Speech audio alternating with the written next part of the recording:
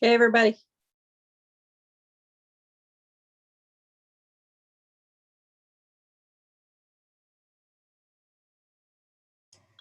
Hi, Jesse.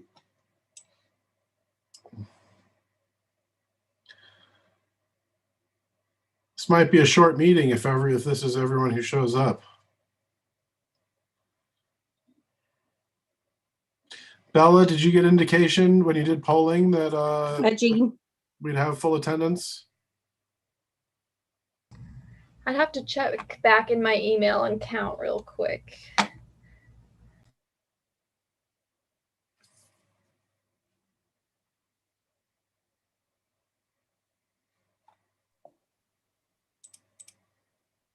All right, we don't have a quorum, so we're going to have to wait a couple of minutes and see if people come through. I know Jessica is not coming. She sent me a message, and I know that Allie has a new job with Missoula in Motion, and so she had to resign from the pedestrian board. So we're at least down 2 people. Hopefully we'll get a few more in.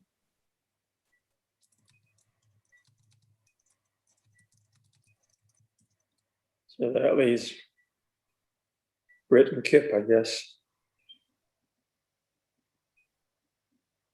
Hey, Jean and Jesse, thanks I can't for. hear Jean. I can't hear anybody, actually.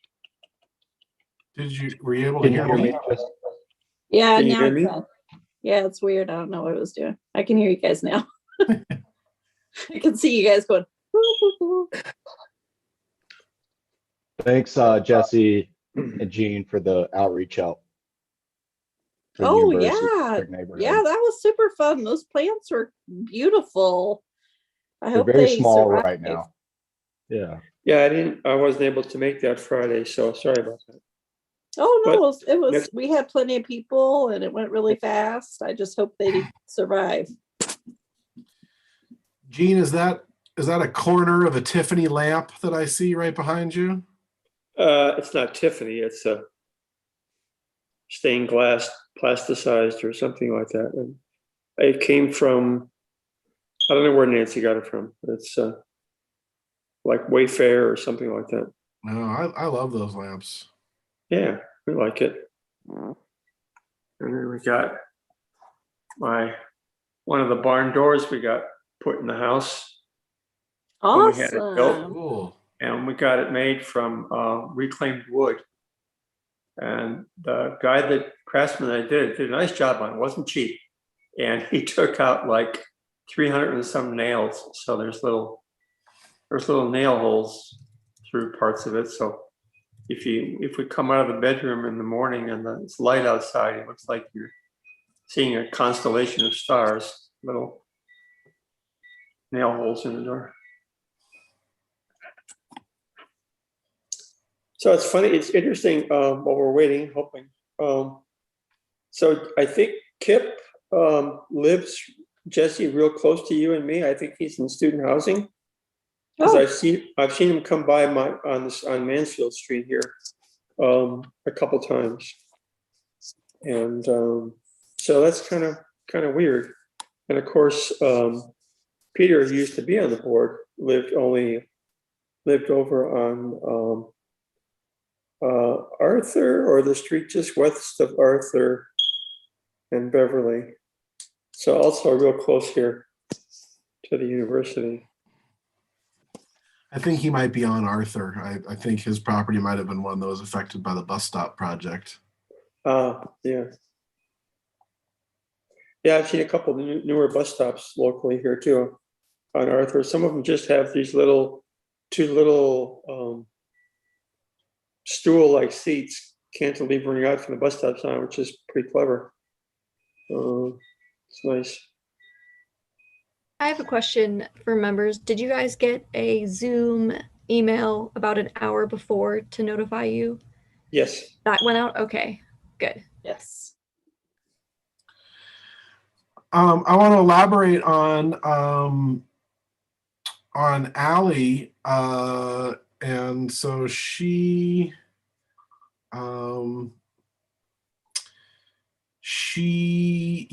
was she just got a job with Missoula in Motion, and Jim Nugent has said repeatedly over the years, has found that state law and just general ethics make it really challenging to, if not impossible, to serve on a board that has a lot of overlap with the work that you're doing for pay on behalf of the government. And so, yeah, we're sorry to see her go. It's nothing that that we did.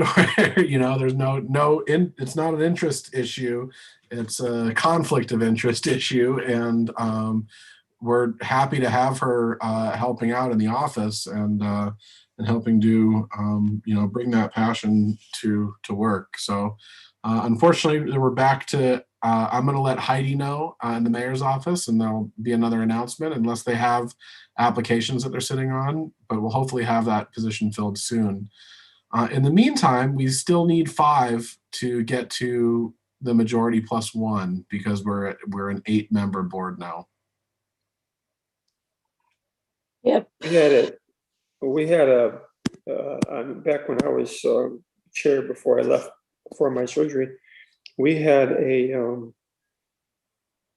almost a pandemic of people who would join and then leave. And I think one of the things that we had discussed after that, if I remember, was that the new members didn't feel engaged or like they could have any real input. And I just wanted to mention and give attaboy to Jesse, because you kind of pushed for, I think, something most of us have been thinking about but didn't put into words, of trying to get, I think you called it actionables or deliverables to come out of meetings. So to say, if we have, if we're meeting, we're here to advise or recommend. And I think we need to hold, I'm hoping we hold steady on the ability of a board member or 2 or whatever to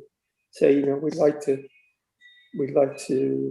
make a recommendation to the city or the Park and Rec through Public Works, and not necessarily wait for something to come across the table from them to have us give a little stamp of approval or point out conflicts with. So I think that's a good position that we're in. I hope we stay there.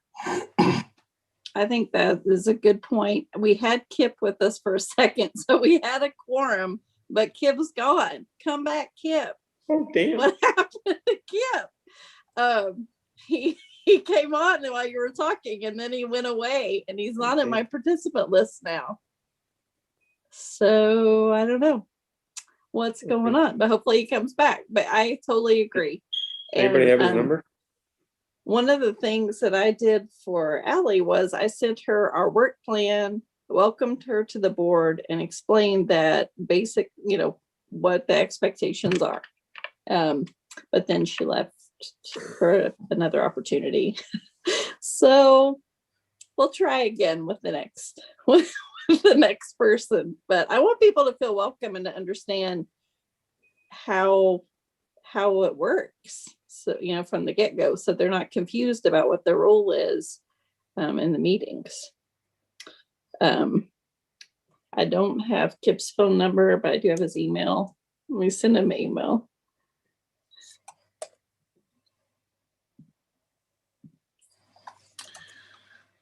Catherine, is that really you, or is that Allie signed in under Catherine's name, and you're letting us know that you actually have another week till you start at MIM, so you're here to participate? It's really me. I don't know where Allie is. She doesn't technically start until next week with you, right? She doesn't start until the 14th. Yeah, Okay. She's finishing things up at her role at the hospital. So Oh, all right. very eager for her to start. She probably could have come today, but she did send us her withdrawal announcement this morning. Yeah. Well, sorry to steal her from you guys.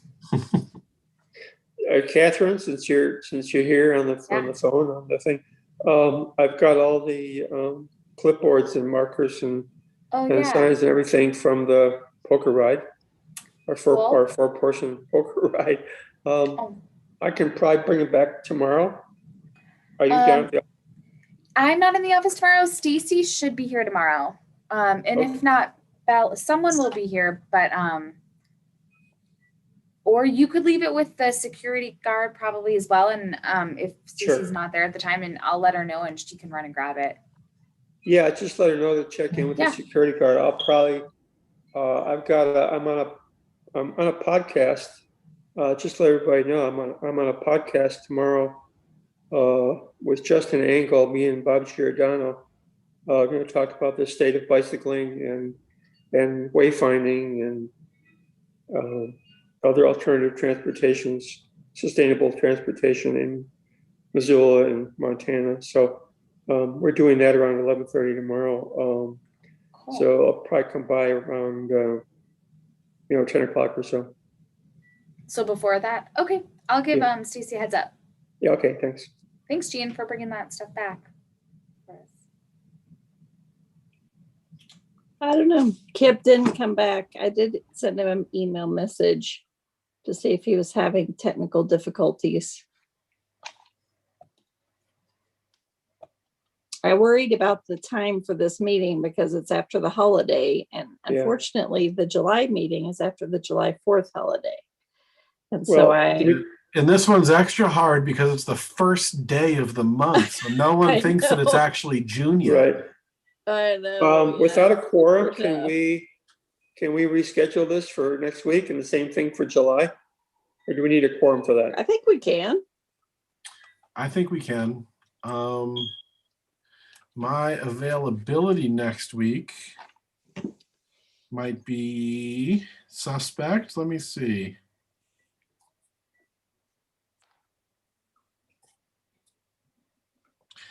No, I can make that work. Bella, can you check? Well, I guess since we're not in the this would be much harder to do if we were in council chambers, because that is, so many different groups use that. But since we're on Zoom, we should be able to do that. Yeah, I think we're good to do it next Tuesday. I don't think Do I the see 8th? anything scheduled. I would certainly rather do that than just skip, especially since there's some, Jesse put together. Well, I guess, what about the letters? What do we do about the letters of recommendation for the grant applications? Are they due before next Tuesday? They are. My thought is that since you got the approval to draft them at last month's board meeting, that if we just change those to say they're from you and that it's not the entire board, Jesse. I mean, you Okay. keep everything the same, but just you sign them as you. I think that it's within the. I don't see there being any major objections. You had unanimous support from the board to write both letters, and you did. I see the approval of them today as a formality, but Yeah, I'm comfortable with that. That's totally fine. We can do that. I want him to have that letter for the application. So, okay. Oh. Britt's raising her hand. Britt, go ahead. Hey, I'm having some technical difficulties too, so it doesn't surprise me that someone else might be, but I can't make it next week. So if the formality of voting comes up, I would definitely vote in favor of the letters. Okay. Gotcha. Okay. Good to know. Thanks, Britt. Yeah. I mean, I feel like hopefully I can email Jessica, let her know, and she can attend. And then if Kip's there, then hopefully it'll work out. And then we haven't seen Chris Surgeoner in a while. Do we know what's going on with him? Nope.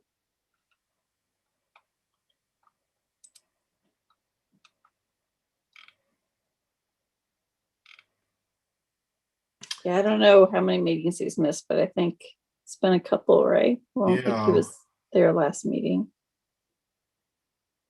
I'll reach out. I do want to, even though we don't have a quorum, we can still chat if people have a few minutes. And I do want to just provide a couple updates to folks. Just a couple informational pieces so that if people ask you questions about them, you can know what's happening. The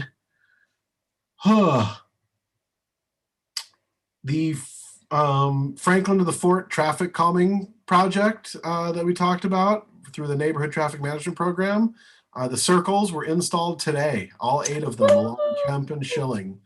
And this is the first project I think I've ever been a part of where people have emailed me just to say thank you without any sort of follow-up question or what about my driveway, or there's been I've gotten emails from people that are just saying, hey, this is wonderful, thank you for doing this. And I don't know that that's ever happened on a project before. The crew out there they've called me and told me that they have people giving them thumbs up and high fives out of their cars as they drive through. That a neighbor came out and brought them cold drinks on this hot day. That the support has been overwhelmingly positive, and so we're really excited about that. Not only that, but the neighborhood was successful, at least partially, in their grant application, and so there's going to be some beautification efforts underway before too long, and I hope that I put those neighbors in touch with you to think about potential planters and stuff there. I didn't have the budget for it this year for these ones, so but they might now that and they'll at least want to consult, because I told them that between your work on the bike ped board and the public art committee that you're really at the intersection, pardon the pun, of art and traffic, and transportation planning. So I said that you'd be a great person to reach out to just to talk about what they're thinking about. Relatedly, Third and Myrtle is coming along. I don't know if anyone's been over there by Bernice's and Meadowsweet, but the water work is completed, and now the streets work is underway. That should be wrapped up in a week or two. The artists, we have 4 submissions for what we're calling the art floor in the bulb outs, and the neighbors are going to be making a selection this week, and we're hoping that project will be finished, installed by the end of the month. Oh, Kip just sent an email saying he's in the meeting, but only as a muted person as he's on the road and does not have data. And I'm seeing 10 participants. Are you? Okay, so we have several people from the public who have joined, but not board members. So when I look at the participant list, I see that we have, people from the public and MCAT as additional attendees, but I, on my list, don't see Kip, but if he's in the meeting, maybe it's just like a technical thing. What do you want us to do?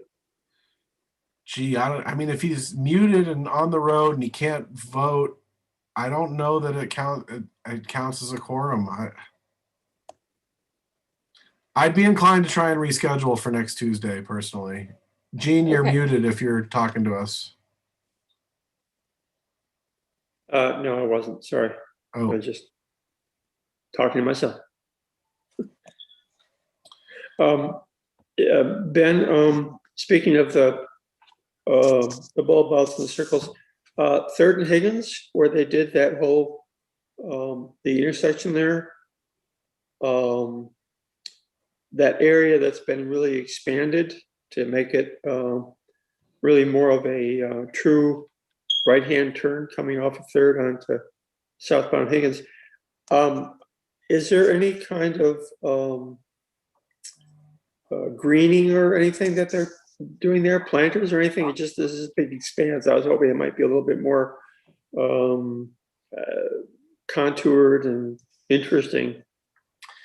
I was nearly positive that there's another tree going in the center of that, and so I'm actually tracking that down. I thought there's at least one more tree going in the middle of the plaza area there.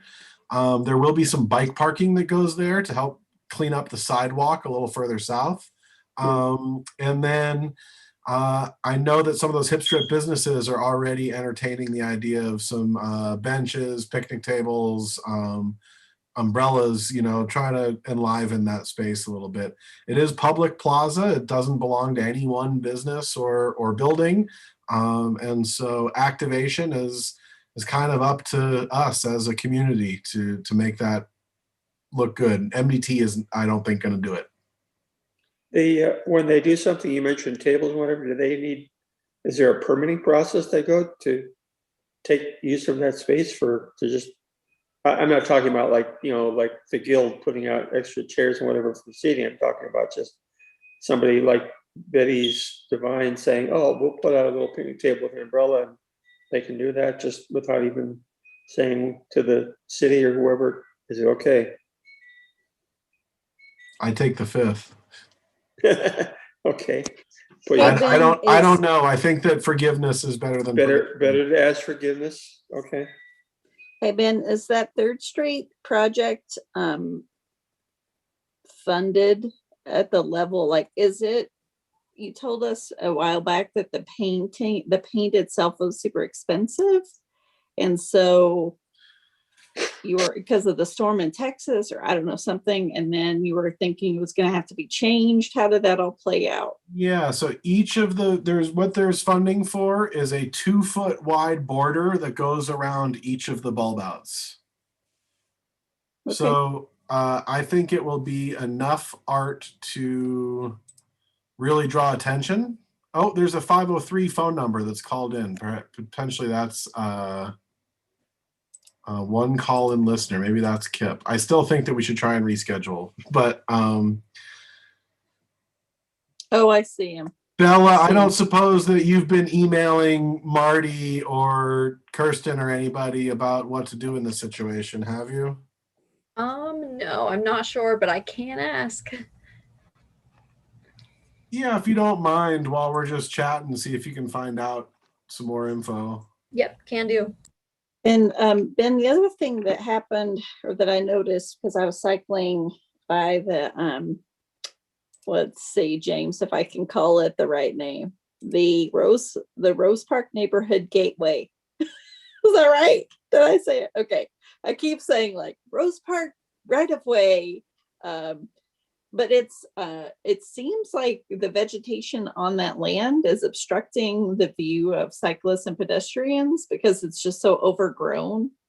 And he said that, contacting the neighborhood would be probably enough, but the gateway itself is under the city's stewardship, right? At the moment. I mean, yes and no. That whole thing was created with a neighborhood grant that there was a nonprofit organization committed to fund, to doing the maintenance. The board member from that nonprofit organization is no longer on the board of that nonprofit, and I bet staff and board membership has turned over so much that they would be shocked to know that they were committed in perpetuity to that. And I really don't know. Yes, you're right. Vegetation is certainly an issue. I'll reach out to Parks and see if they can't get someone to trim it up a little bit. I know that if our streets division had their way, they would take a front end loader out there and scrape everything off, but we don't really want to do that because that has its own safety challenges, and who knows what shape the asphalt's in under it after 20 years. And we're struggling with that. That is the next phase. So we're putting a sidewalk project together, coming down Ivy and then Franklin, that will then cross and head down Park. We're getting that greenway implemented with full sidewalks, and we're going to be making those traffic circles permanent, the temporary ones along Franklin. I'd say within 2 to 3 years, that will happen. But in the meantime, we need to make sure that that intersection is safe as we can make it. So I'll talk to Parks and see if we can't get some of that vegetation trimmed up. But Yeah, I mean, if we even just an really extreme dug into it, pruning, what's that? just like an extreme pruning. Okay, I'll see what I can do. You know what I mean? Like just take it down. Yeah. What intersection is that? Jess, you said the gateway to Rose? At Plymouth Park and Mount Avenue, Okay, I'm looking for, right by the fire station there. oh, okay. And then James, what were you mentioning also to me about the Lewis and Clark discussion about the neighborhood discussion about some issues and Well, not to dodge, but first, just on the Slant Street Gateway project, Mike Painter has typically been really involved in organizing a cleanup, and they know a little bit about what's planted out there and have held on to the idea of maintaining a little bit of it, but it is quite large now.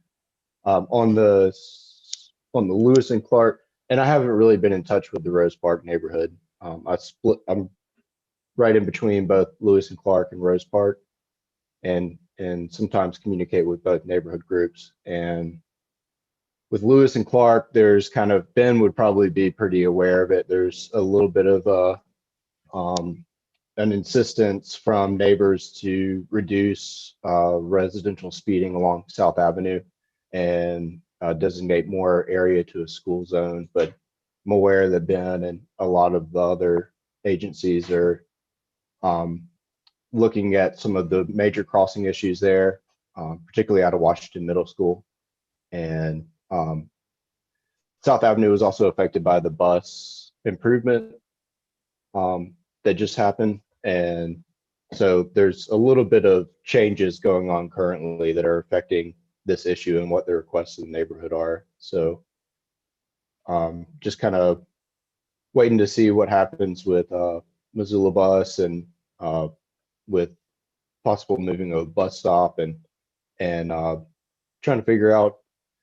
I think the neighborhood would be interested and willing to looking into a grant to improving the crossing at Queen and South Avenue. If there was anything like a protective island or something that I'm not sure how MDT or Missoula bus for that matter would feel about changes of any of those intersections across South Avenue. But there is, when school gets out at Washington Middle, there's kind of a critical mass of students crossing south at Bancroft, which is the controlled intersection, and that backs up traffic to a standstill beyond Queen. And so then you get sort of a blind intersection with students that cross at the Queen and South intersection. And sometimes students get stuck out there in the middle of the intersection, try to thread traffic. Some cars moving and other cars standing still. So it's a very particular small time frame issue surrounding school let out. But James, that intersection is has a lot of moving parts to it. The South and Queen intersection, driven by the bus stop plan that is going to be moving the stop location to the far side, presumably, and making it ADA compliant so that there's an 8-foot deep landing. It really negates the ability to put a center median in, but yeah, we plan the crossing distance will be shrunk by the bus bulb out, the bulb out for the bus stop.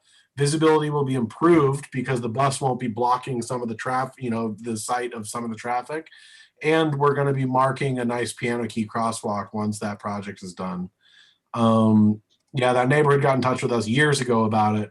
And we've basically been treading water until the bus stop plan gets fully implemented.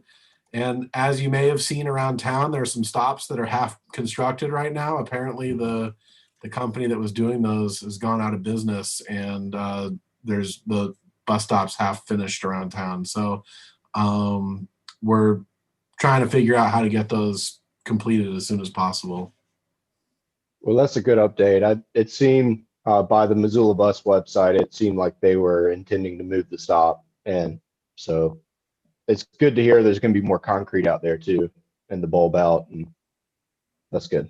Yeah, there's still some discussions with some adjacent property owners to have, and it's yeah, there's just some challenges in that. You know, the right of way is really strange on South Avenue. Down at Higgins, it's about 40 feet curb to curb, and by the time you get to Bancroft, it's just about 60 feet curb to curb. The whole road just tapers as it travels west. And so block to block, we try and do the same layout, and all of a sudden you got a lane that's way bigger, and we're like, what the heck? How do what do we do with this? And so it's been a challenge to design through there, and it, of course, it creates the biggest safety challenges by the two schools where you have some of the least attentive drivers, exiting from Sentinel. So yeah, we have a plan for that. It was going to be done sooner than later, and now it's a little bit, time frame's a little up in the air. Hey, James, who was the nice person who donated the plants for the planters on Maurice? So it's Great Bear Native Plants, actually out of Hamilton, down valley. And they do remediation work for natural vegetation remediation, for environmental control, which is more of a contracting type side of the business. And then they also sell native plants to the public. I'm really grateful for their generous donation. And Me too. I I believe thought that's it a was great amazing. location for them. Yeah, I'm hoping they'll be very strong and resilient and will be able to withstand the heavy deer predation that takes place in your neighborhood. And Did you get new plants planted, James? it was actually the university neighbor. It was all the university neighbors, which was outreach was helped by Jesse and Jean to contact the neighborhood leadership there. And they organized sort of a rather quick planning date this past Friday afternoon. And I just ran out to Hamilton to get the plants, and I had to leave town, so I just left the plants in the care of the university leadership team. And they got all the planting in. I came back on Monday and did continued watering in with a water tank to help them out. And then this morning, I planted Franklin. So 30 more Awesome. plants out on Franklin. Wonderful. Any neighbor feedback on either of those? Oh, they love it. They wanted it to. They Yeah, I wanted would each say- circle to have a theme, and once they were planted, there were people stopping their cars telling us thank you, and it was great. Yeah, the engagement with the public during the act of planning is generally very positive and just working out there. And on Franklin, yeah, I believe the university leadership team can coordinate some more in increasing beautification and enhancement on Maurice Ave. I think that a lot of those circles really could pick up a lot of personalized characteristics with the excitement that the neighbors there have expressed. On Franklin, I would say that at the intersection of Franklin and Longstaff, there's been two neighbors catty corner from each other who have committed to planting and watering, and they did an incredible job last year of sustaining and continuing the plants growing through the really hot season. I think watering almost as much as nearly every day. And so there was pretty outstanding growth down at that intersection. And they're receptive to public art in the intersection. Those two committed neighbors are. And I would say generally on Franklin, the attitudes have been very positive. A neighbor that I talked to off of Franklin last year who was a little confused by the project, and it may be the dissatisfied with the impermanence of the project, stopped by this morning and told me that he really liked it and was glad I was coming back out to put plants out. So I think people are happy to be seeing continued enhancement and caretaking going on. So did you share with any of the folks that want to see a theme for them, the concept of those neighborhood energizers, and did you point them to the city's webpage that on Engage Missoula that has those by any chance? I did not. So that was part of the neighborhood traffic management program, those kind of citizen initiated, citizen led endeavors to I see Kip. whoa. Kip's on.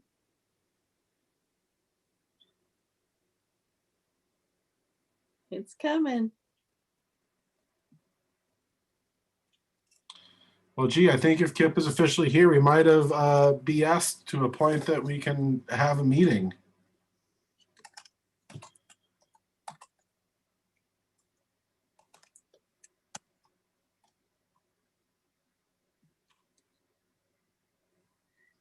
All right.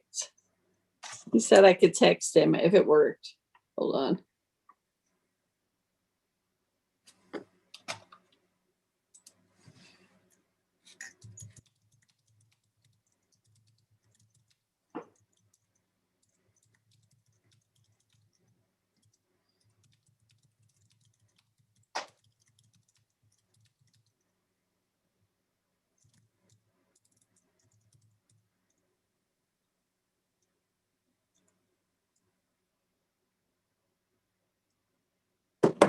Okay.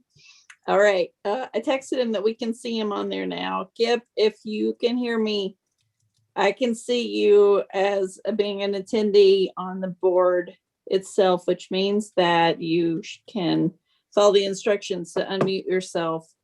And so should we call the meeting to order? What do you think? Yeah? I think so. Okay. All right. Let's do it. Okay, we're going to call the meeting to order at 3:36. Roll call would be me, Jessica Tuberty, Jean Schmitz, Britt Arnson, James Walter, and Kip Beckwith as far as board members. If you've had a chance to look at the previous minutes, we have to approve them. Does anyone have any changes or comments they would like to make about the previous minutes? Okay, seeing none. All those in favor of approving the minutes, if you can say aye. Aye. Or thumbs up. Aye. Awesome. I heard you, Kip. Okay, great. Looks Sorry like about we have. Yeah, it's good. It's good to hear your voice, Kip. Thanks for making it work. All right, and then general public comments. So I do have people who are in my list of full attendees. One is Diane. Looks like, I think we usually read the instructions for people if they want to unmute themselves or raise their hand. Do we have those that we could put up, Bella? Yep, just a sec here. Okay. Let me share my screen so you guys can see it. There you go.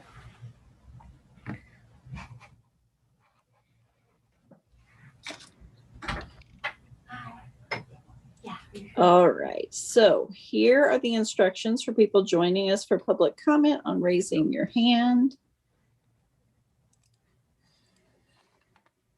If you're on your computer or laptop while on the webinar in Zoom, you'll click participants and raise and lower your hand. If you're on an iPhone on the Zoom, you'll click more and raise or lower your hand. If you're dialing in while on the webinar in Zoom, you will press *9 to raise your hand and press *9 again to lower your hand. Public comment alternatives are leaving a voicemail at 552-6012 or emailing us. All right, so at this point, what I'm gonna do is go into the list and see if I can unmute people. I don't know, it's not letting me unmute them. I guess if you raise your hand, I will be able to see it if you're here to give public comment.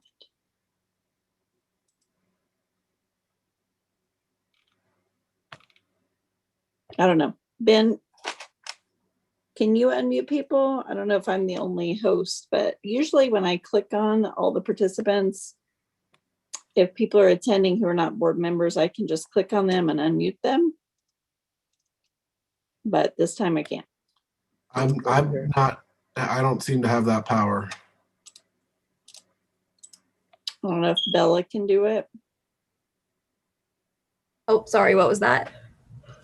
Can you go into attendees for people who are here for public comment and unmute them? Yeah, sure can.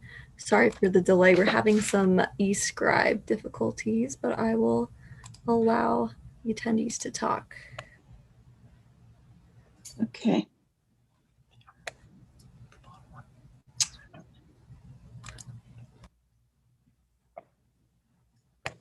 Should be good to go. Okay, if you're here to give public comment, if you want to unmute yourself or if you want to begin speaking, please go ahead.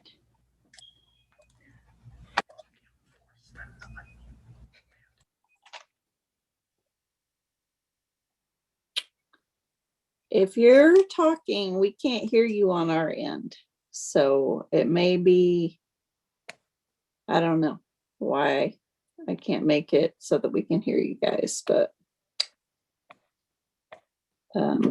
we'll work on it. And then if we can figure it out, if you can hang in there, then we'll just do this later. Oh, Diane's got her hand up. Okay, wait a minute. There we go. Okay. I'm just gonna test it for you. Hi, yeah, we can hear you. Okay, I just don't really have anything to say. I just wanted to test the system for you so you could check it, make sure it was working. I'm just here to listen and learn. Okay, great. Awesome. Thank you so much. So your Appreciate system it. does work well. Thank you. Okay. Bye. Okay, great. All right, and then next is general board member comments. And I would like to start off by telling you guys how much I appreciate you. And I know it's a holiday weekend you're just coming back from, and thank you for coming and being here. I mentioned earlier, Allie Kane has taken a job with Missoula in Motion, and because of the conflict of interest, she is not going to be able to stay on the board. So she has resigned from the board and will be getting a new member. The other thing that we just discussed is changing the July meeting to being the second week in July on Tuesday, because it will again follow the July 4th weekend and many people travel. And I think that might be just better planning. And so I would like to suggest that we make that change. And then the other thing that I realized was not on the agenda was the long range transportation plan. And we had said that we would make recommendations on that if anyone had any further comments. I commented on it. The only really big change that I felt in the whole thing, which was so well done, was I wanted the Mullen Trail to be either a midterm or a short-term project instead of a long-term. Because I know that people who live out Mullen Road already are afraid to ride their bicycle into the city core. And so in 30 years, when there's 10,000 more households that live out Mullen Road, it will be too long. And so I asked them to please move it forward to either a short-term or a near-term project instead of waiting until the very end. And of course, they redo this plan every 5 years, so we'll have more time to talk about it. But that was really the big change that I had on that. All right, anyone else have comments? All right, doesn't look like it. Moving on. Comments from city staff. Ben? Okay, I just gave some updates. I'll do them again really quickly for the record. The neighborhood traffic calming program on Kemp and Schilling was partially installed today. 8 traffic circles on those 2 streets were installed. The 4-way stop signs on Kemp should be going in later this week. The bulb outs hopefully will be completed this week, but it might be next week. I know that they had a little trouble getting all the delineators that they need for those. But yeah, that project is moving along. Nice reports so far. Preliminary reports from the neighborhood are overwhelmingly positive. We have a Missoula Avenue project happening fairly soon. This was on the Public Works project list. It's getting repaved. Letters have been sent out to the property owners, letting them know that work was coming and what our proposed reconfiguration of the roadway following construction looks like. The letter also invited them to a public meeting about it this coming Monday in the evening. We're having a Zoom call to talk more in depth about that. But currently, Missoula Avenue has 1 northbound travel lane with a northbound bike lane to the right of the travel lane, and then a double yellow on the left of the travel lane with a southbound bike lane coming against traffic. And that configuration is okay. It's great that it considers at least one element of non-motorized users, but it doesn't really, well, first, the asphalt is not holding up, and so neither of the bike lanes is quite usable right now. Also, now that we have a bike facilities master plan and we have a facility guide that looks at speeds, volumes, number of lanes, and other contextual considerations for why you would stripe bike lanes, Missoula Ave doesn't really rise to the level of needing dedicated facilities. It has fewer than 300 cars per day on it. The average speeds are under 20, with the 85th percentage being under 25. That being said, it's certainly a high traffic corridor for people biking and walking up through the Rattlesnake. And as such, we need to continue to make it safe and prioritize, not just make it safe, but prioritize bike and pedestrian travel. And so what we're proposing instead is a way that we can continue to do that while also adding some space for pedestrians and trying to better adhere to the Americans with Disabilities Act. And so what we're proposing is a single shared northbound travel lane that has sharrows in it. So it has, bicycle riders and drivers are expected to use that single lane. And then there will be a wide stripe to the left.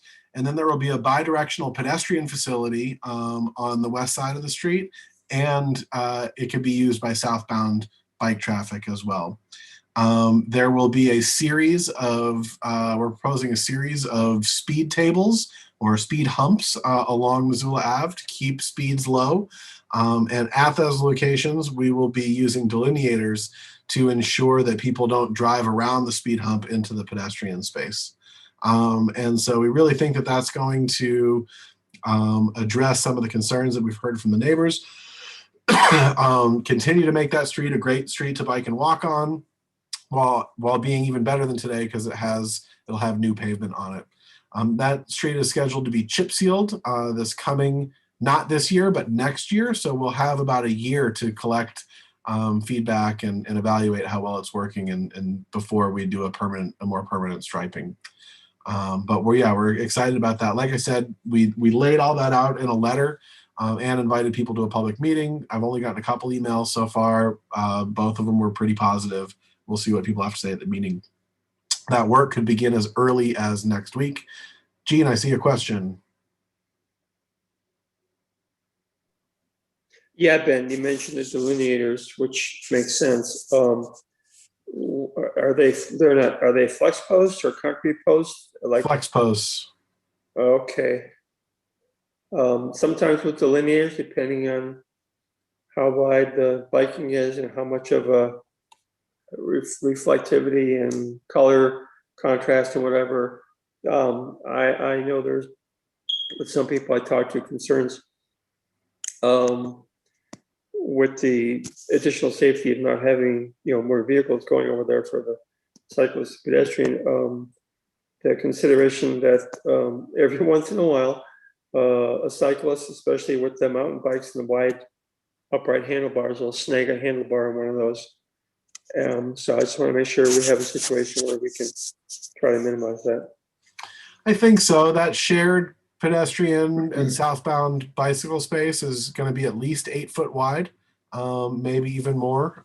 Again, when I say it's high volume for bike and ped, it means it's probably approaching the same that vehicles are. It's probably in the 250 to 300 range. And it's not so high traffic that I think there's going to be everyone coming at once and someone feeling forced into a delineator. But it's certainly something that we'll pay attention to, Gene.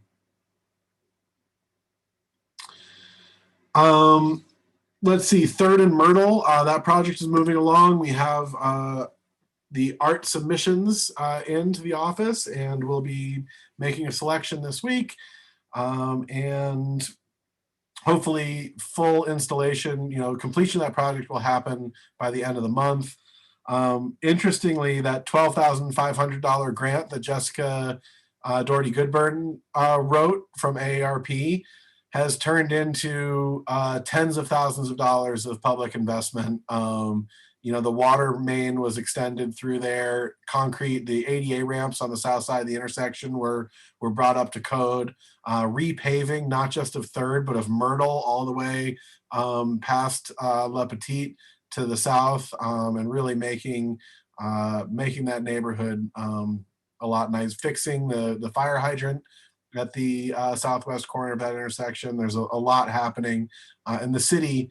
Because of the rise in costs of some of the materials, the city is actually we're installing the bike racks and the crosswalk markings and the delineators to create the bulb outs. And so really the grant is just going to be the artistic elements within there. And so there's parking spots being lost, but the added benefit to everyone in that neighborhood is going to be really immense. So we're excited about that project.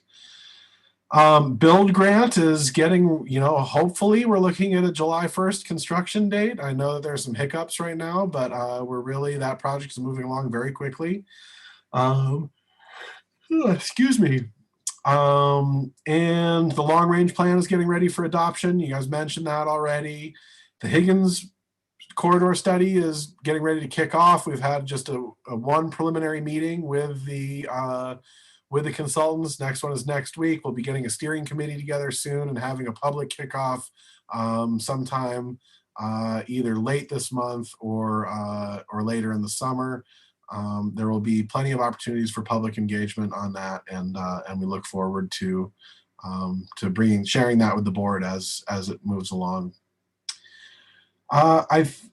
Finally, Catherine and I we're doing interviews this week for an intern, the Sustainable Transportation Ambassadors. This is a morphing of the bike ambassador position into a job that more directly facilitates Missoula in Motion's individualized marketing program or peer-to-peer personalized trip planning program. This is where we go door to door and survey neighbors about their travel habits and provide a list of materials and resources that we have available, and really do hand holding as we'll go as far as riding bikes to show a good bike route or getting on and off the bus with someone to show them how to transfer. And we're focusing on the Franklin and the Fort neighborhood, where we do the traffic calming program and where we're scheduling a Sunday Streets later in August as well. And so we're really trying to engage that neighborhood more this year. And so we're excited about getting someone on board for that. I think that's about all I have for staff updates. Thanks, Ben, and thanks to the city for helping the 3rd and Myrtle area be awesome. I should mention that Jesse and I talked about getting representatives from Parks and Rec to come to a board meeting and start the conversation about how to continue to integrate transportation into their programming, especially biking, but walking as well.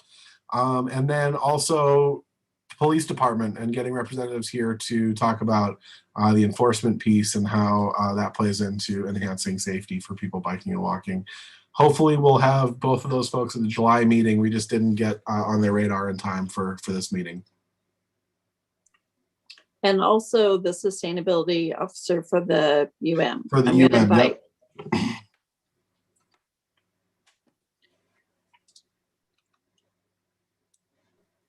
Okay, anybody have any comments or questions for Ben before we move on?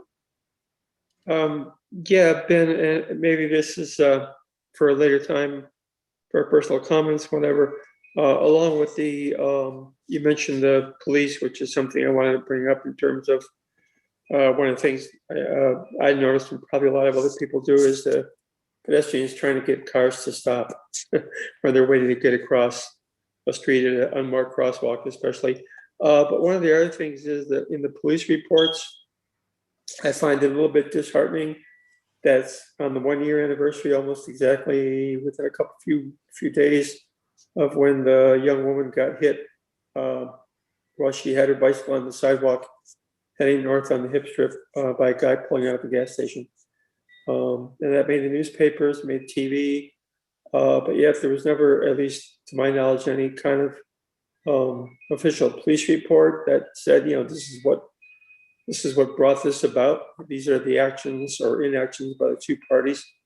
And I'm hoping to get through to the police when we have a chance to talk with them, the idea of it would really serve our interest, our ability to help make things better if we could get a better understanding if they were to go a little bit more in depth on the reports with pedestrian and bicycle collisions, you know, what the real circumstances were, and help us determine how to make recommendations to keep those from happening in the future.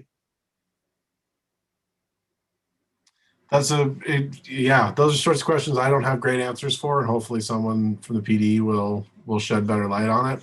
My understanding when I ask those sorts of questions, what I get told is that they're still, the cases are still in arbitration, and so they can't tell us publicly about, you know, they don't want to be seen as saying that someone was or wasn't at fault, because that could be, that could sway a potential court case or insurance claims and things like that. And so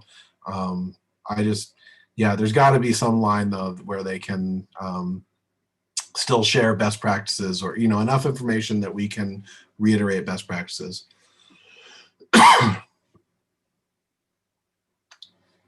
All right, thanks for that. Hopefully we'll get to talk with them in July. Okay, so moving on, we have no committee reports because we don't have committees anymore, so we need to get that off of our agenda. Old business wise, there are 2 letters of support for the transportation alternatives grants. One is for the Eaton project and the other one is for South Avenue.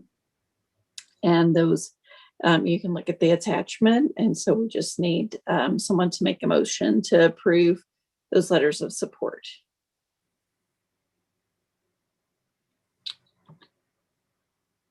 I'll make a motion to approve the 2 letters of support for the grant applications. Thanks, James. Do we have a second? I'll second that. All right. All those in favor, aye, or raise your hand. All right. I can't hear Kip. He's connecting to audio, but we have 4 of the 5 people. So I feel like that is nearly unanimous approval of those letters of support, and best wishes to those projects getting approval. New business wise is the bicycle pedestrian program funding recommendation. And this came from me looking at our report card from the League of American Bicyclists, and on being a gold medal bicycle friendly city, and using their criteria to say, okay, this is the best practice. So they basically rank cities in many, many different categories based on what they consider to be best practice for all these different criteria. And so when I looked at our report card, a couple of things stood out to me. One was the number of bike programming staff is supposed to be at a level of 1 per 12,000 citizens. And based on the updated census projection, Missoula has just under 80,000 people. And at the last evaluation, we were not meeting the goal. Sorry, I misspoke. With the bike program staff, best practice is 1 per 19,000 population, which that comes out to be between 6 and 7 bike program staff. And Missoula at the time of the last evaluation was at 1 per 12,000. And so I asked Ben to tell me how many bicycle program staff there are. And then the other area that we're going to talk to the police about, and we have that neighborhood traffic management program going in, is enforcement and safety. So I feel like we're going to table that. That's not part of the discussion. The other thing that's interesting is that even though Montana has Bozeman and Missoula that are bicycle friendly cities, Montana itself is one of the worst states in the United States for bicycle friendliness. And I thought, well, that's weird. Why would that be? And so if you compare Idaho to Montana, the problem is that we have no, or maybe one, bicycle friendly business. And so Boise, Idaho has like 47. So even if you adjust for population, bicycle friendly businesses in Missoula should be like a dozen at least. And the really cool part about Boise is that they have their municipal, like the police department is a gold level bicycle friendly police department.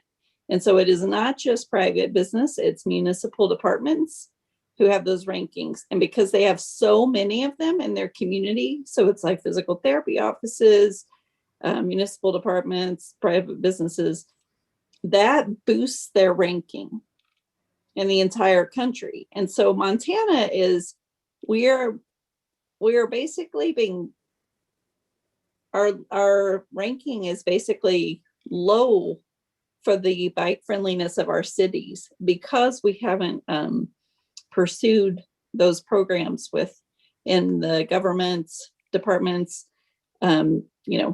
businesses and that kind of thing. And so I also asked Ben, wouldn't it be nice to incentivize the city departments to become, gold medal bicycle friendly departments? And that would do two things, right? It would make our city as a package a platinum bicycle friendly city, but also it's going to raise Montana's rankings from like in the 40s nationwide to what is probably more reflective and appropriate for a state that has so many bicycle friendly cities.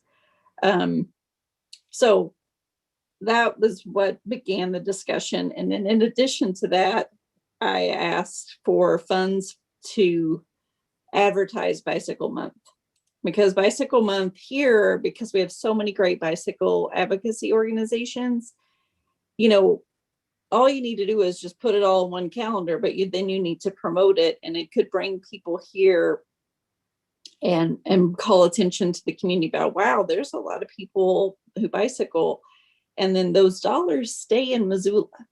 And so if you think about promoting Bike Month, who gets that money? Missoula Broadcasting would get that money. Missoula Events would get that money. Mountain Line would get that money. Or I guess Missoula Broadcasting advertises on the buses, but it would be, and the printing would stay local. Alpha Graphics would get that money.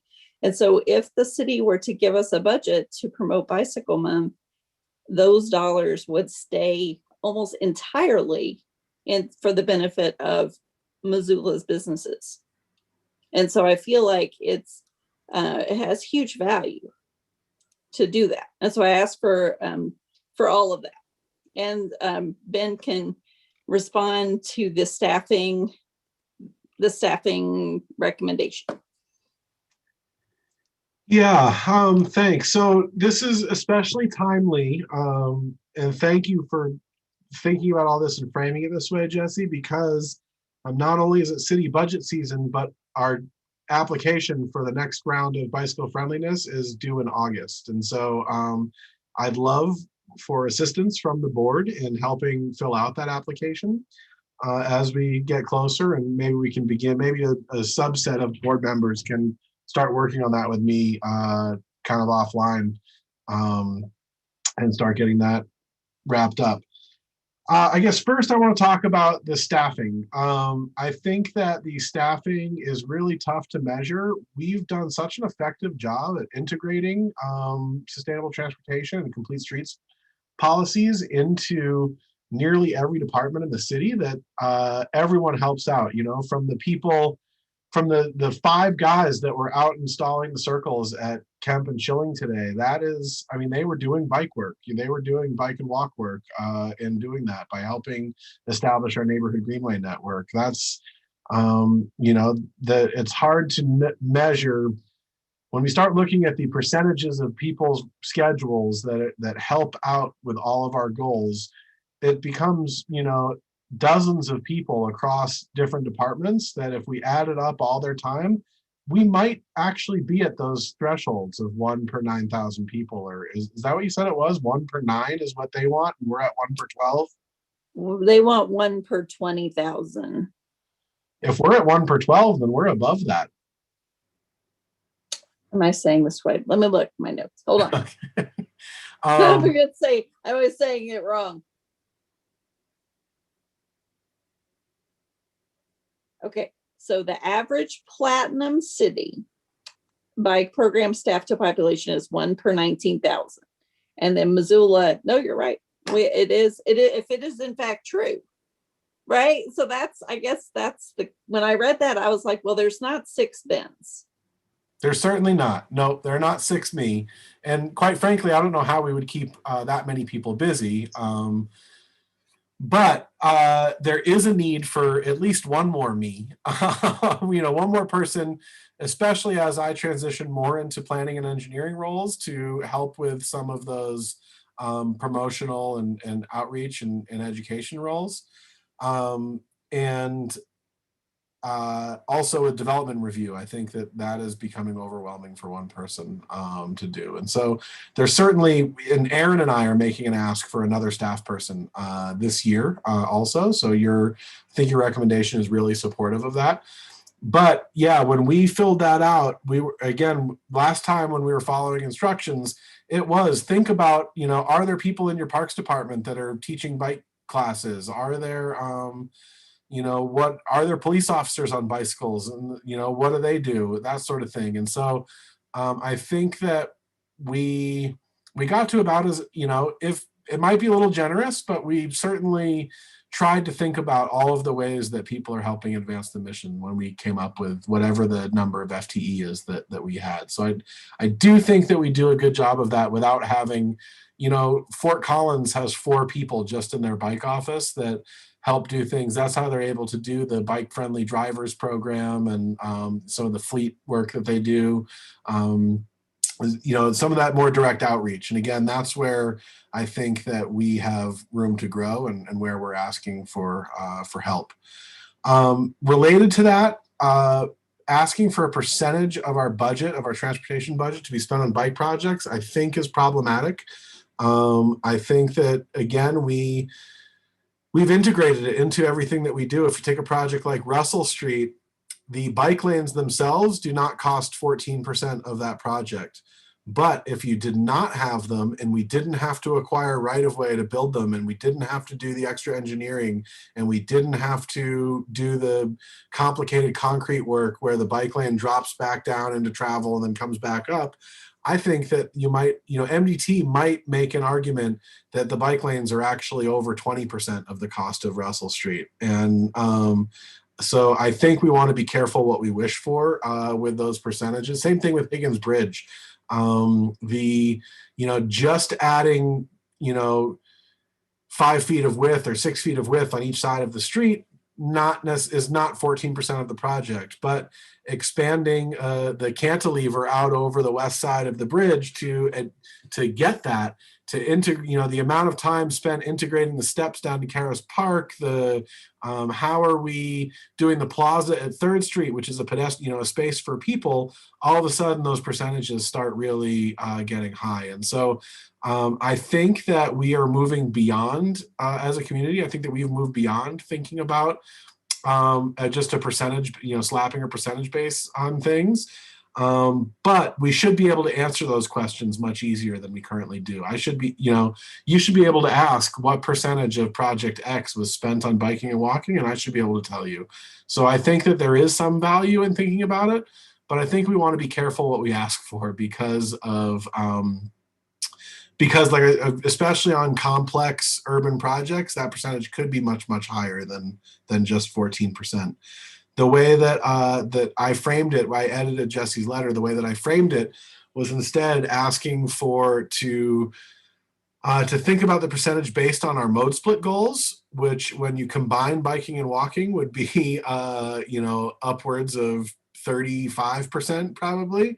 And then also allowed that percentage might need to be even higher for a little while to make up for kind of decades of auto-centric design and development. So I think that it is challenging or I want us to think about, and I'm really curious to hear what you have to say about how we can think about funding things. There's not a single project in our current CIP that doesn't include biking and walking elements, and some of them are specifically biking and walking projects. But every sidewalk project, those are arguably just walking projects, and that's where most of our money is spent locally. Britt? So I was just thinking about the way that we would calculate that percentage requires the choice to have already been made that the cars take up a certain amount of space. Like, to use the Higgins example, I don't think that we can call it a bicycle pedestrian cost that the bridge had to be cantilevered out when there was an available, much cheaper solution to remove vehicle lanes. And so for me, that's what the percentage should be compared to, is what would have been the more equitable option, and then how much of a percentage of that would it have been. And I think that there's other places where that happens, where a sidewalk, for example, if it's not there, then pedestrians are in the road, which would delay vehicles. So a sidewalk is not just a pedestrian expense, it actually helps the vehicles too. So I think the percentage is actually a bit nonsensical. Thanks. That's a really good point, and I probably shouldn't use MDT projects as examples because they don't think the way that the city does, and we have less say over their funding. They just happen to be kind of big ones, and they would be the ones that would be, if we pushed on that, they would make those arguments. But looking at our CIP project, or our CIP projects, the Higgins study is a project just to make that, to make Higgins better for biking and walking, safer and more connected. The Eaton Street sidewalks, yes, I tend to agree with you that it makes it better for driving to pull pedestrians out of the road, but it also makes it, people with families are more likely to walk at all if there's sidewalks, and it's certainly safer when they do. Turner, Warden, North 5th, same thing. These sidewalk projects along collector roads do certainly increase the amount of the ease and flexibility that people have when choosing how to get around. And then, our neighborhood traffic management program stuff, doing these projects, these low cost projects, it's probably not a substantial percentage, especially when you look at all the repaving we do. But how do you separate out, if you're repaving a whole road, do you separate out what percentage of that is devoted to bicycling? It's tough to say. I just think that it's so hard to say. It's so hard to calculate all of that it's maybe not the most helpful way to look at it. I'm not saying that we don't need to fund more projects and do things. I'm just saying that asking for a percentage is a challenging way to do that. And on our last application, we put unknown and they still gave us the gold. So I think they understand that it's really complicated and that some cities may not feel comfortable trying to, lay it out in that way overall, like as a citywide, not based on the individual budget thing. So I'm actually not, I wouldn't, as long as they don't mind. I mean, as far as getting the platinum, I feel like I'm comfortable with that. I'm just more interested in the bike program staff that you want and need that you are going to get. Yeah, so that's a good question. I've been asking for a while, since Aaron and I have been working on transitioning my role and having me work closer with engineering to ensure that we're getting integrating our long range plans better into what actually happens on the ground. I think we're being successful with that, but we are losing some of those more promotional and educational activities. And so, like I said, we're asking for an extra person. The way that, and I added a paragraph at the end of the letter, Jesse, I hope you had a chance to look at that basically, since your letter is addressed to the mayor and city council who allocate who actually create the budget, I kind of softened your request and said, we understand that you might not be able to do this all at once. We ask that you to start working towards this in meaningful ways, or I forget exactly how I worded it, but so I think that as written, I don't have any qualms with you sending that letter, and again, it's your board. It's, you can send whatever you want. I think that as you had it before, I felt like it was maybe misguided. If they were to actually say yes and then cut it off at 14%, we might get less than we're getting now, is what I'm suggesting. But I think that by framing it as these are all of the ways, this is what we need to do to achieve our goals, I think helps put it in good context, and it's supportive of what we're asking for as staff, while being a little bit more ambitious than even what we're asking for. Yeah, no, I think I like the changes that you made, and I feel like it is important. If you feel like the numbers are misleading, that's not what's driving the conversation. So, I mean, I think that we want it to be good. I hope that you guys had a chance to look at that attachment. I mean, essentially, it's asking for a budgetary allocation of 6 full-time or 6 FTE bike and pedestrian program staff for the city, increasing the share of the transportation budget that's allocated for infrastructure for bicycle and pedestrians to incentivize sustainable transportation in city departments, such as the bike-friendly business designation, and then allocate funding for safety and promotional campaigns, such as public service announcements, media campaigns, training law enforcement on bicycling laws. I mean, those are the big asks in this letter. Jean, go ahead. Yeah, and this is just kind of as much really for Bella, because when the notice came out and the agenda and the attachments, for whatever reason, I just have an iPad, and I don't know if I'm missing a certain app that I need for eScribe or something, but I am never able to open up the little paper clips. I click on them or double click and nothing happens. I sent a thing back to Bella, didn't hear back from her. So I was not able to actually see that letter or the other attachments for this month. And it's a little bit frustrating, as probably something simple I should do on my part that I'm not aware of.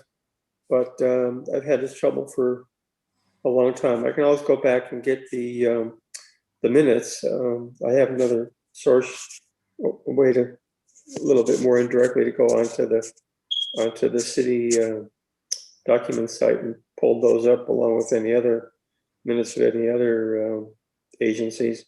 So anyhow, that's just, I wanted to put that out there. I don't know if anybody else had the same trouble, But I can follow up with Eugene. I emailed you, but I'll email you again and I can help you get that figured out.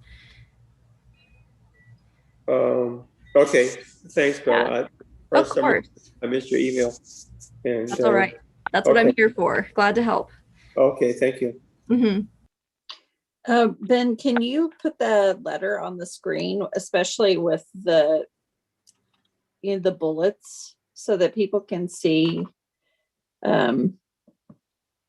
if they didn't have a chance? I should be able to.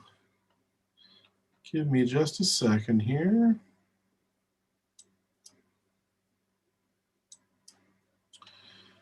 We're calling that FY22 budget recommendation. Don't feel like you have to do it just for me, for everybody else. Well, I think it's helpful in general, just so we're all working on the same, all talking about the same thing here. Is this big enough? Yeah, I think so. So Yeah. one of the things that I do find I want to just reiterate is that we have, the Bicycle Pedestrian Office has been a staff of one since it was established in 1979. The 1980 census said that we were about 33,000 people compared to close to 80,000 today. And the land area of city limits was less than 1/3 of what it is today in 1980. And we still just have one person in that office. Now, like I mentioned, we have done an incredible job over the last 40 years of integrating biking and walking into nearly every department. I can't think of anyone that doesn't know that they should at least call and check with me or with someone in planning about things that might impact biking and walking. And so, and the board is no small part of that. It's really been, since the board was established in the early 90s, has helped drive the bus also ever forward. But the city is a lot bigger than it was. And at some point we need to recognize that we need to kind of staff ourselves appropriately. So the bullet points, we're saying allocate budgetary funds for bicycle pedestrian program staff at a level of 1 per 12,000. And so are you suggesting that maybe we pare that down because it's to 1 to 20, Jesse? Because I don't, again, that would be an increase to 4 people in my office from 1. I think that would reflect my notes better. Yeah, I don't know, made an error in my typing. So I think we should probably make that change before we send it out. But still, I mean, that's a lot more people. Yeah. 1 to 20 would make it 4 full-time equivalents. And again, Ben, you mentioned, with all the work that's done you've got a lot of people that from one week to another, they're all putting in like 2/10 of a full-time, and it all kind of flows into that. Yeah, and not to mention Missoula in Motion, who, yes, they are multimodal. A lot of the work that they do is, if it's not directly related to biking, it's certainly perceived that way by a lot of the public. And so it's arguable that that we're far exceeding this, but it doesn't mean that we have dedicated program staff for just these issues. Britt, you have your hand up. Yeah, I was just thinking if you're looking to get rid of one of those, maybe you could make one of them like a paint person or a wintertime sidewalk shoveler. I mean, there's a lot of biking and walking FTEs that we could have that aren't necessarily like a program staff. So that would be a way to break it down. Yep. Okay. Good feedback. The other is increase the share of transportation budget allocated to bicycle and pedestrian infrastructure and facilities to at least the adopted mode share percentages in the long-range transportation plan. It might need to be higher to make up for decades of misguided investment in auto-centric design. And so that is,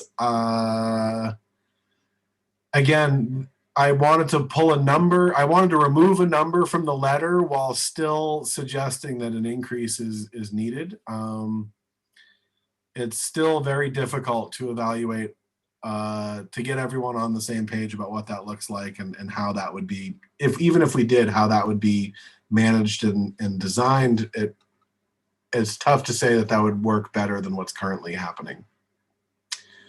Further incorporate sustainable transportation into city operations, such as providing incentives to city departments to obtain a bike-friendly business designation from the League of American Bicyclists. This is a really great idea and one that I want to look into further. I'm not, I don't know exactly what that will look like, and I hope that the board might be willing and able to help out with that.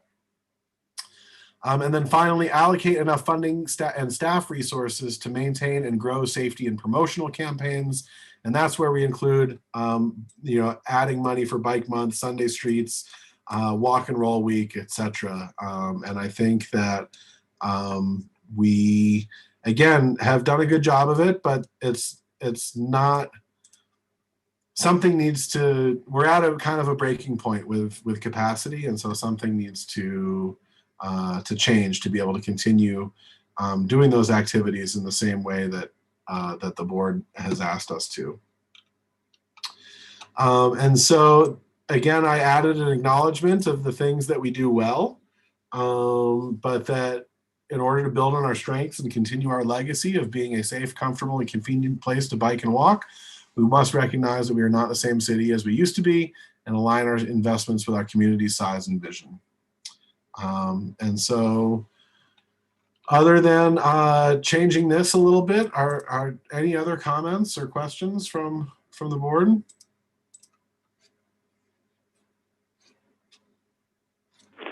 I'm a little uncomfortable with that word misguided in the second bullet. I think it could go away and the meaning would still be there, but there wouldn't be that barb.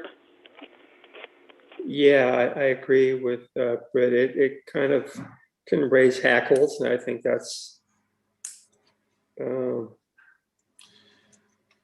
maybe just improper or less than useful, or No I think adjective if it's just removed. just remove it. Yeah.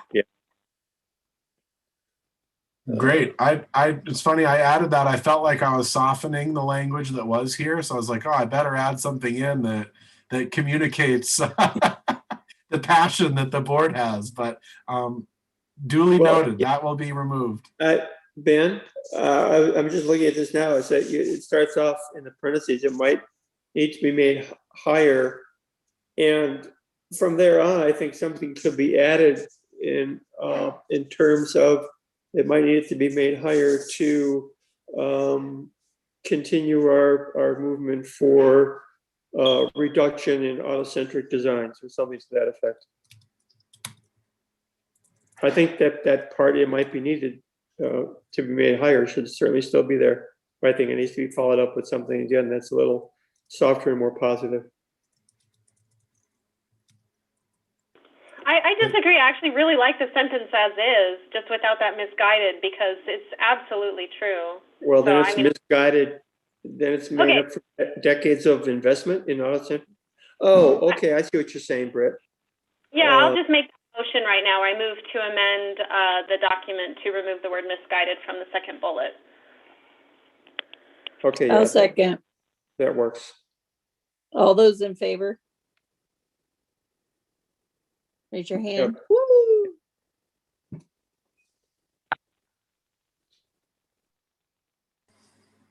All right. Ben, do you think that we can just make a motion to approve the document now, or do we want to have more discussion? Anybody else's hands up?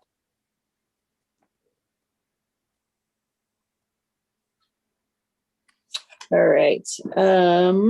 If we're going to make a motion to approve the document, probably you need to stop screen sharing so I can see everyone. There we go. All right. Okay. So in that case, Britt made a motion to amend the document. All those who are in favor, could you raise your hand so I can see? And then Kip. Aye. Okay. Awesome. And then with those changes, we just need a motion to approve the document after those edits are made. I move to approve the amendment of the two changes, one about the FTE and the other one about the misguided wording. And then the document will be, then we will be approving the document with those amendments. Is that what you mean, Jean? I didn't Yeah. understand what the other amendment was about. Can we clarify what the other amendment is? Yeah, was- so that was just a mathematical problem. So I looked at the wrong column on the bike sheet. It should be 1 per 19,000, which is the platinum Just had recommendation. trouble with fractions. That's all. There you go. Yeah, so that would be the other amendment. And then can we just wrap it all into one, those two amendments, and then we approve the document? Jean, is that Yeah. good? Exactly, that's what my. Okay, and then Britt, motion. will you second? Okay, all those in favor? Aye. Aye. All right, Aye. Kip, I hear you. All right, awesome. Thanks.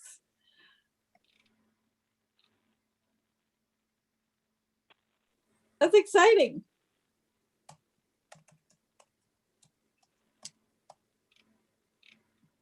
Okay. Ben, we'll have to go over the logistics of actually sending this to the mayor and the city council. So we can do that after this meeting, just by email. Yep, I will make those changes and send it to you for approval, Jesse, and then you can send to the mayor and council and CC me at least. We'll think about maybe some more people. Okay. All right. Sounds good. Okay. Wow. I feel really good about that, guys. So I don't know if we'll get it, but I think asking for it is the beginning. So, all right. Other announcements that anyone has?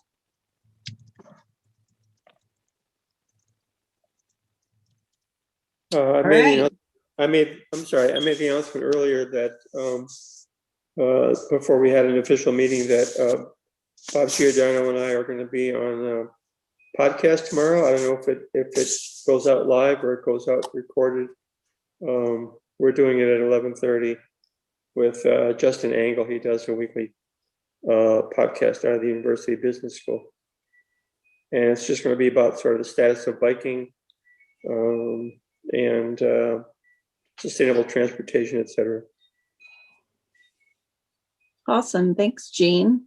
And then we're going to shift the meeting in July to the second week so that we're not on our July 4th holiday weekend tail end. I think that's a wise decision. So that'll be a little bit of a change, but you'll get an email. And then I just want to ask if anyone else has a city department or other folks they would like to for us to ask to come to the meeting. So Parks and Rec, Police Department, Sustainability Officer from the university.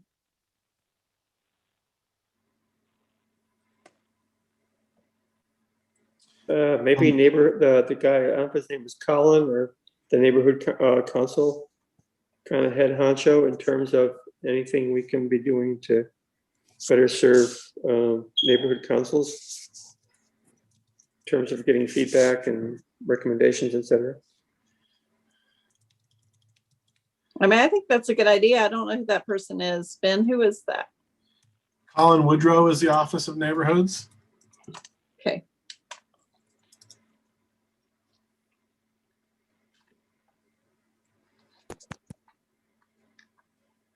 Okay. And then I just want to say that this is kind of how I would like the board to function moving forward, is that we have a discussion, we make a recommendation in a letter to mayor, city council, or department, and then we make a motion, we approve it, we have a discussion, whatever, and then that we generate something almost every meeting in that way. I feel like that is how I'd like you to think about when you would like to see changes in the city, how we can bring people in, have a discussion with them, and then offer a recommendation through a motion of the board after we've had that discussion. So does anybody have any comments about that or thoughts about that? It feels good to me. We just need to be careful. I know that Jean had some trouble, but we need to make sure that we give everyone enough notice that you're going to be voting on something, and that they have time to read it and understand what they're really engaged with, what they're discussing and voting on. Okay. I like this. I mean, I've always been in favor since I've been in the board. Sort of a proactive thing instead of, to say, here's what a member or two came up with, and we're going to get together and, write up proposal, a little memo or something, and then it can be discussed and modified, and we make the motion and send out our recommendations to the police or the schools or public works or Parks and Rec or whomever. And obviously that might not always be the favored way for them. I mean, there might be a little bit of pushback from them. So I think we have to be careful there that, Parks and Rec says, well, you're making a recommendation. They could just come back and say, well, that's all well and good, but we don't have the budget for it or something. They may not want to get engaged on some of these certain topics, but I think it's always a good way to go to get the board members engaged and say, hey, I've got a pet project, whether it's the traffic circles or the greenways or something else that somebody really wants to make a push for and keep it rolling. All right. Well, I think it's always good to have discussion first before we write up recommendations. So it'll be nice to have those folks here next meeting. And unless anyone, let me just double check. But I think that nobody's hands are up. I hope you guys have a great summer finally here, and be safe and have fun. I'm going to call this meeting adjourning at 4:36. Enjoy the weather and have a great day. Thanks, you guys. Thank you. Thanks. See ya. See ya. It's Friday. Friday is Free Donut Day. Just keep in mind. Or you bike with carbs. Where? Krispy Kreme. Aha. Going to get a free donut.